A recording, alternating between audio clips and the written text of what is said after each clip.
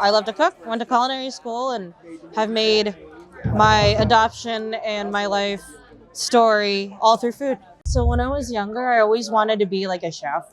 Like I always knew I wanted to cook. And then when I got into high school, I found out you can do nutrition and like food science. So I went to school for culinary nutrition and food science.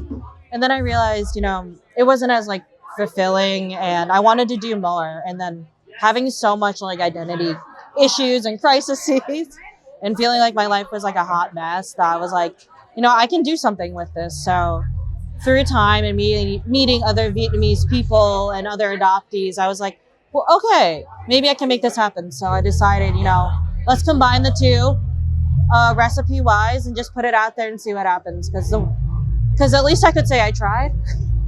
This is like the first time I'm ever doing a pop-up for this project, and so much went into it because making the recipes, the emotional backing behind it, it was really hard to like almost want to do it at times, but I knew that it was the right thing to do. But that's how I got involved. I just kind of knew everybody was like, hey, let's make this happen.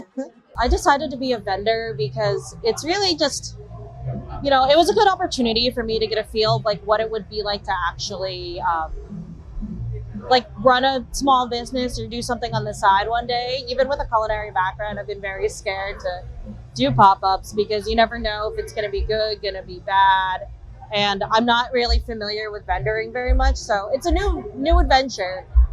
So the Vietnamese pork meatballs stewed in a tomato sauce, but it's like a tomato sauce with fish sauce. So it's like a play on like an Italian meatball sub. So I was adopted into Italian family. So was the whole premise for this menu, was Vietnamese Italian fusion.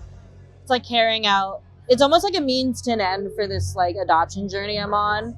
So like this for me is like, wow, like it feels good to finally do something and not feel like scared to do it. Like I was so many years ago.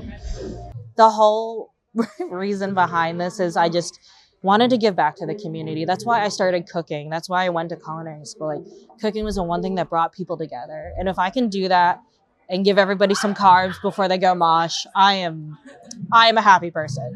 So Asian American Unity Fest, like it just has like a huge impact because everyone just gets to be themselves. There's not a lot of judgment. I find in the Asian community, especially with my adoptees and whatnot, we're kind of scared like to just dive right in. So I found being in the punk community and I don't even know, hardcore scene, it's like, wow, I felt like I could just be myself and no one looked at me like I was different. They just looked at me like, you're Riley, like this is you. And I always cherish that. Everyone here is just lovely and wonderful, and it doesn't matter what you look like, what you act like, what someone may think about you. Here you're just a big family. And growing up in a Sicilian family, like that's how I grew up as everyone is like one big family. So I just want people to take away that like this is such a special experience and we need to keep it going.